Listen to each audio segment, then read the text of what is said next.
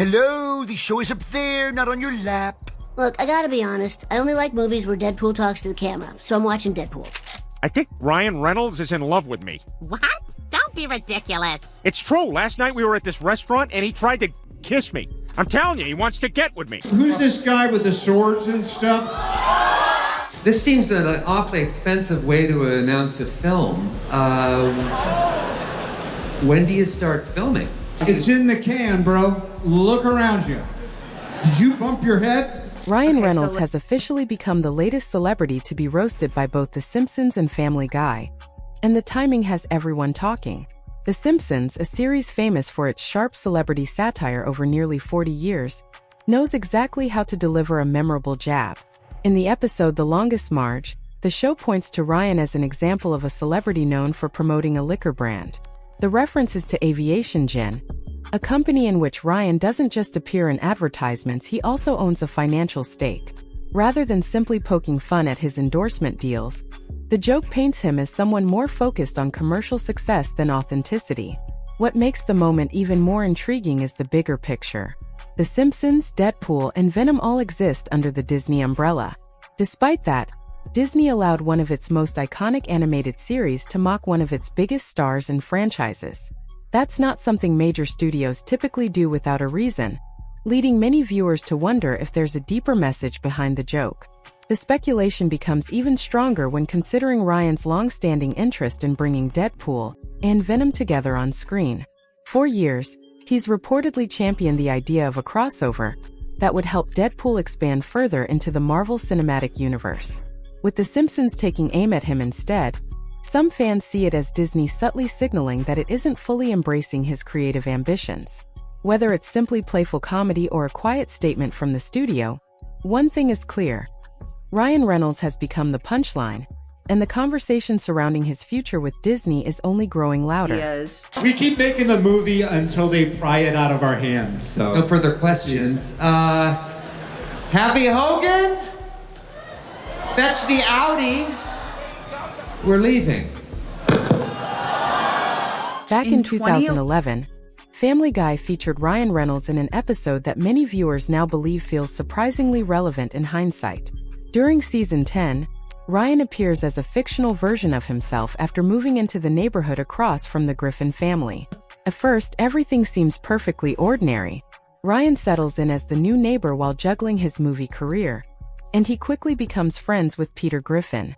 Their interactions begin like any typical neighborhood friendship, making it seem like nothing unusual is happening. As the story unfolds, however, the tone shifts. Ryan's behavior toward Peter becomes increasingly flirtatious, leaving Peter confused and unsure of what to make of the situation. The awkward encounters continue to build, and Peter begins questioning Ryan's intentions as the friendship takes an unexpected turn. What starts as a simple neighborly relationship gradually transforms into one of the episode's most uncomfortable and comedic storylines, making it one of Family Guy's more memorable celebrity guest appearances. Escalate from there. Thanks for taking me out to dinner, Ryan, but I gotta say this food looks a little weird. Oh, Peter, Moroccan food is the jizz. When this episode aired in 2011, Ryan Reynolds was this charming Hollywood guy and Family Guy was doing its thing of making everything surreal and uncomfortable. But watching it back now with everything we know about Ryan Reynolds, that episode feels like a documentary. The climax of the whole thing is this legendary exchange that people still quote to this day. Peter, I'm not... What the hell's the matter with you? Look, let me put it to you this way. I'm attracted to you in the way that a man is attracted to a woman. But I'm not... This Family Guy scene perfectly reflected why so many people have described Ryan Reynolds as fake. In the episode, he offers a bizarre explanation for his behavior, but instead of making things clearer, it only makes the moment even stranger. The scene quickly became one of the show's most memorable celebrity spoofs. More than 15 years later, fans are still quoting it because of how accurately the parody seemed to capture Ryan's public image. It remains one of the most referenced celebrity moments in Family Guy's history, with many believing the animated satire highlighted something about Ryan Reynolds that audiences had already begun to notice. I'm sorry, Peter. We're done. We can never talk again. Here's a cell phone so we can always talk. According to this narrative, Family Guy seemed to understand Ryan Reynolds better than even Blake Lively did. Looking at everything that's surfaced about him over the past few years, The parody is presented as something that recognized those traits long before the public conversation caught up. The show aired the episode back in 2011, making it appear as though it saw the signs years ahead of everyone else. The focus then shifts to Ryan's recent appearance at Comic-Con. He shared a post thanking fans, writing that they were the reason Deadpool became a reality years ago. He reflected on the 10th anniversary of the first film and the 2nd anniversary of Deadpool and Wolverine, saying he felt fortunate to spend time on the San Diego Comic-Con floor with the dedicated fans whose passion continues to inspire him. The story argues that the message wasn't entirely heartfelt, suggesting Ryan was aware that his public image had taken a hit because of the recent controversy surrounding his wife. It goes on to claim that he was trying to remind audiences he was still relatable and win support for his upcoming project. After posting the message, Ryan reportedly put on a Deadpool costume and walked through the convention floor alongside other attendees. He later shared a photo standing among everyday cosplayers before posting another message that read, "No handlers, no security, no ropes. What a gift." He ended by thanking everyone he met, especially the fans whose creativity goes beyond cosplay and helps build entire worlds around the characters they love. I'm not wearing the Doom mask over this mask because I didn't want to ruin the lines of my Canadian tuxedo. My name is Ricky. That's a mononym like Cher or Madonna. And I'm just cosplaying hard right now. This whole thing just rire of desperation because if people still loved Ryan, he wouldn't have to prove it by sneaking around a convention. He wouldn't have to post pictures of himself next to regular people pretending to be one of them. Genuine popularity doesn't need to be demonstrated like that.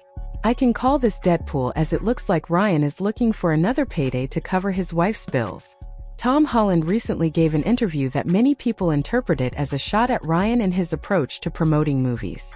When you're doing press for movies that you're really proud of, it's really easy because when they ask you questions about why should people go and watch this movie, you're not lying to anyone. You really feel like people should go and see it. You know, I've had experiences before when people say like, "Why should you see this movie?" And in the back of your mind, you're like, "You shouldn't because it's Tom Holland recently spoke about film promotion, explaining that actors sometimes have to promote movies they aren't proud of because studios still need them to sell tickets. The story suggests Ryan Reynolds may do the same, promoting films even when he already knows they aren't very good. It presents Tom's remarks as a subtle criticism of the older promotional style, which it claims reflects Ryan's approach. According to the narrative, Ryan has spent years pushing for cameos and expanding the Deadpool franchise, trying to get every possible bit of value from the character, even though some believe the franchise may already be running out of steam. Maybe we see a Deadpool 4? Oh God, no. My wife and children will divorce me, and The kids will divorce Jimmy, you? I have no prenup with any of them. According to the story, after Ryan Reynolds' denim suit appearance, he attended San Diego Comic-Con, where people who claimed to be at the event later shared their impressions. They described the moment after he finished speaking and walked off the stage as awkward, saying much of the cast seemed unaware of what he had planned and appeared unsure how to react once his bit was over. The narrative also points to the denim suit itself, claiming there's an overlooked reason Ryan didn't wear Deadpool's actual costume. It argues that because Disney owns the character's rights, he couldn't use the official costume at the event without approval, and suggests that permission may not have been granted. The story adds that, regardless of the reason, Ryan wasn't the main attraction, and instead appeared to be trying to draw attention to himself. Can we get him a microphone? Can we get a microphone? Oh, I have one. The story claims Ryan Reynolds' Comic-Con costume wasn't the standard Deadpool suit, but the X-Force version. Since the planned X-Force movie was shelved after Disney acquired Fox, the narrative suggests Ryan wore that costume for a reason. It argues he was trying to recreate the excitement generated by the original Deadpool test footage, hoping fans would rally behind X-Force and pressure Disney into reviving the project. The discussion then turns to Deadpool and Wolverine crossing $1 billion at the global box office. While that sounds like a huge success, the story argues the headline doesn't tell the full story because studios don't keep all of the ticket sales. After theaters take their share, it claims Disney received about $669 million from the film's reported $1.34 billion worldwide gross. According to the narrative, the movie's production budget reached around $429 million, with another $150 to $200 million spent on global marketing, bringing the total cost to roughly $610 to $630 million. Based on those figures, it estimates the film earned only about $39 to $50 million in profit. The story also claims that more than $100 million of the production was supported through UK taxpayer-funded incentives. It argues that this public money could have been used for healthcare, education, social services, or other community programs instead of helping reduce the production costs of a major Hollywood film. The real number here is about 75 million US dollars in film tax credits just from the UK on Deadpool and Wolverine. According to this narrative, the biggest reason Deadpool and Wolverine stayed profitable wasn't overwhelming box office power, it was massive public funding. The story claims the film received around $75 million in UK tax credits, with total UK support exceeding $100 million. While these incentives are meant to create local jobs and boost the economy, it argues that only a small portion reached local workers, while Disney benefited the most. Without those subsidies, the narrative suggests the movie could have struggled to turn a profit despite grossing $1.34 billion worldwide. It also questions Ryan's carefully crafted Van City image. For years, he's promoted himself as the humble Vancouver native who never forgot his roots. But the story argues that this branding doesn't match reality, pointing out that he lives in upstate New York and has built an empire through businesses, investments, aviation gin, and tech ventures. Rather than an everyday Canadian success story, it portrays him as a wealthy entrepreneur whose relatable image is part of a larger marketing strategy. The criticism doesn't stop there. The narrative points to reports from people who have worked with Ryan, claiming he has struggled under pressure, lost his temper on set, and clashed with colleagues when things didn't go his way. It references comments from co-stars and industry figures about difficult filming experiences, while acknowledging that not every allegation has been directly confirmed as involving Ryan.